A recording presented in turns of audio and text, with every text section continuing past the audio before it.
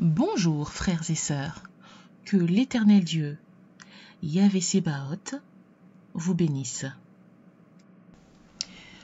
Pour cette 4e partie, tirée du document « Les méchants n'ont jamais de paix véritable », nous allons parler de la résurrection du corps. Écoutons et apprenons au nom de Guy-Émile Loufois-Séty-Quabo. La résurrection du corps signifie plus que le fait de ramener un mort à la vie terrestre. C'est une résurrection en vue d'un autre genre de vie, où un corps spirituel prend la place de notre corps actuel. Ce nouveau corps, contrairement à l'ancien, n'est pas limité par l'espace ou le temps et ne périra jamais. 1 Corinthiens chapitre 15, versets 42 à 44 et versets 52 à 54. Jésus a rendu la vie à la fille de Jaïrus, au fils d'une veuve et à Lazare de Béthanie. Mais il s'agissait d'un retour à la vie terrestre et ils moururent par la suite. En ramenant les morts à l'existence sur terre, Jésus prouvait qu'il avait l'autorité et le pouvoir de le faire. Mais sa propre résurrection, par laquelle il combattit et vainquit le pouvoir de la mort, fut d'un autre ordre. Il n'a pas remporté cette victoire pour lui-même seulement. Actes chapitre 2 au verset 24, Romains chapitre 6 au verset 9, mais pour tout le genre humain. Dans ce sens, il est le premier de ceux qui sont morts et le premier-né d'entre les morts. Du fait de sa résurrection, nous aussi pouvons ressusciter et avoir part à sa vie de résurrection. La vérité sur toute chose sera dévoilée et chacun sera jugé à cette lumière. 1 Corinthiens chapitre 3 au verset 13. Nous apprendrons tous la vérité en ce qui nous concerne. Romains chapitre 2 au verset 16 et 1 Corinthiens chapitre 4 au verset 5. Comme en ce qui concerne les plans et la puissance de Dieu. Nous nous verrons comme Dieu nous voit, connaissant et comprenant toutes choses. 1 Corinthiens chapitre 13 au verset 12. Ainsi, le jugement divin sera un jugement juste, qui tient compte de la compréhension et des occasions de chacun. Matthieu chapitre 11 au verset 21 à 24.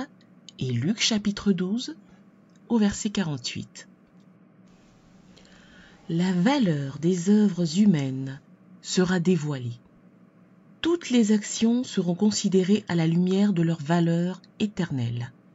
1 Corinthiens chapitre 3 au verset 13. Et de leur résultat final pour le bien ou pour le mal. Tous ceux qui auront entendu parler de Jésus seront jugés à la lumière de ce privilège et de cette responsabilité.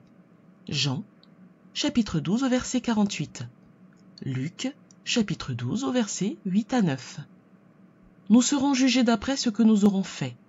2 Corinthiens, chapitre 5 au verset 10, ou auront omis de faire. Matthieu, chapitre 25 au verset 24 à 30. Voir aussi Matthieu chapitre 16 au verset 26, Romains chapitre 2 au verset 6 à 9 et Apocalypse chapitre 22 au verset 12. Le jour du jugement pour tous, il est réservé aux hommes de mourir une seule fois. Après quoi, vient le jugement. Hébreux chapitre 9 au verset 27. Pourquoi suivre Jésus avec crainte? Est-ce parce qu'il a été incompris et persécuté par les hommes et que le chemin sur lequel il marche est celui de la croix? Mais il va devant nous, il marche le premier, comme le guide dirige le chasseur qui ne connaît pas la brousse. Nous n'avons plus qu'à mettre nos pieds dans les marques de ses pas en prenant soin de ne pas abîmer ses traces. Être orgueilleux, vouloir dominer, c'est gâter les traces d'humilité que Jésus nous a laissées. Il aurait eu le droit, lui le maître, de se faire servir par les hommes. Mais il est venu pour les sauver et donner sa vie pour eux. Retenez ceci bien.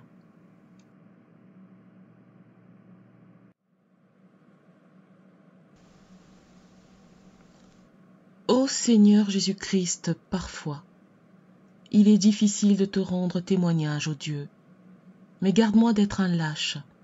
Donne-moi le courage de l'apôtre Pierre le jour de la Pentecôte. En voyant tout ce que tu as fait pour moi, ô Seigneur Jésus, je ne peux que me repentir de mon péché qui t'a fait monter sur la croix et t'adorer de l'avoir pardonné. Béni sois-tu, ô mon Sauveur, puisque tu as tout accompli pour moi. Il ne me reste qu'à accepter de toi ce salut. Ô Dieu, je le reçois dans la foi et la reconnaissance. Amen. Amen. Amen. Que le Seigneur soit avec nous.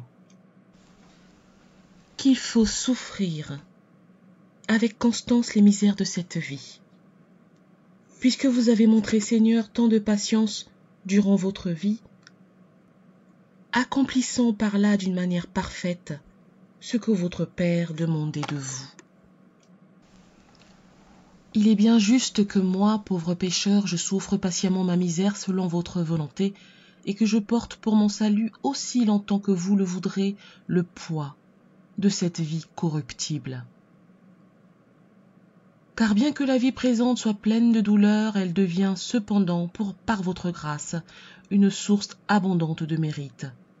Et votre exemple, suivi par vos saints, la rend plus supportable et précieuse, même aux faibles. Elle est aussi beaucoup plus remplie de consolation que dans l'ancienne loi, quand les portes du ciel étaient encore fermées, que la voie du ciel semblait plus obscure, et que si peu s'occupaient de rechercher le royaume de Dieu. Les justes mêmes, à qui le salut était réservé, ne pouvaient entrer dans le royaume céleste qu'après la consommation de vos souffrances et le tribut sacré de votre mort.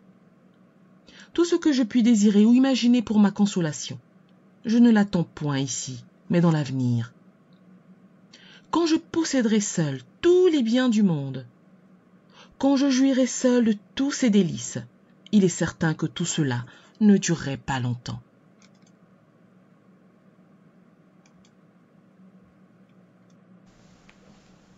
Ainsi, mon âme, tu ne peux trouver de soulagement véritable et de joie sans mélange qu'en Dieu, qui console les pauvres et relève les humbles.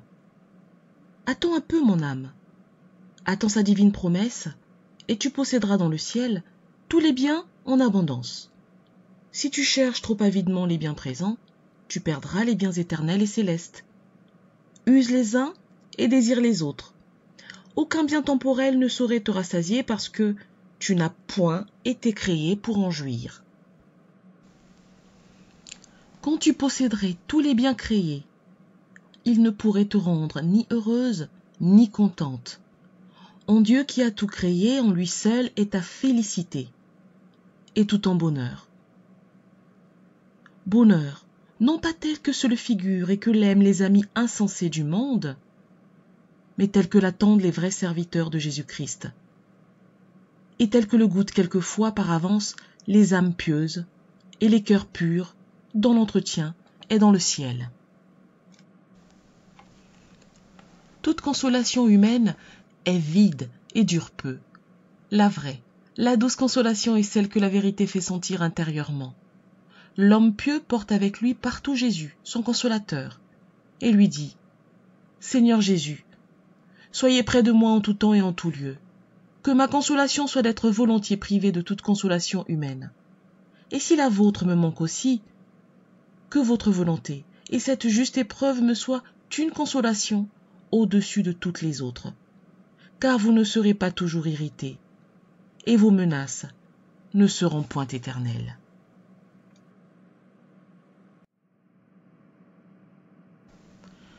Nous voici arrivés à la fin de notre 4e partie intitulée « La résurrection du corps » tirée du document Les méchants n'ont jamais de paix véritable.